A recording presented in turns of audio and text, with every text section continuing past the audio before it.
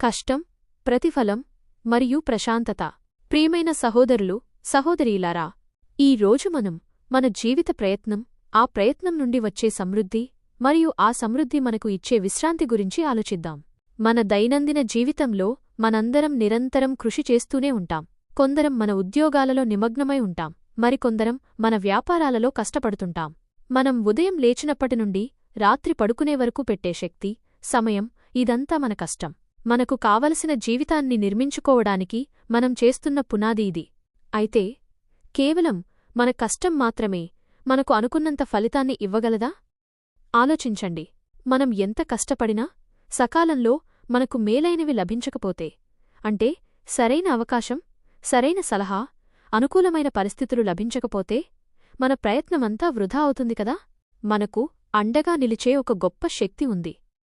ఆ శక్తే మన కష్టానికి తోడుగా మేలైన వాటిని అందిస్తుంది. ఇది సరైన సమయంలో తలుపు తట్టే అవకాశం కావచ్చు, లేక మనకు మార్గం చూపించే జ్ఞానం కావచ్చు. మన ప్రయత్నం ఎప్పుడూ ఏకాకిగా ఉండదు. ఆ గొప్ప శక్తి అందించే ఈ మేలైనవి మన కష్టాన్ని పదింతలు చేస్తుంది. మన కష్టం మరియు ఆ మేలైనవి కలిసినప్పుడు ఫలితం ఎలా ఉంటుంది? అప్పుడు మన ఉద్యోగం లేక వ్యాపారం నుండి వచ్చే ప్రతిఫలం ఊహించనంత విస్తారంగా, సారవంతంగా ఉంటుంది.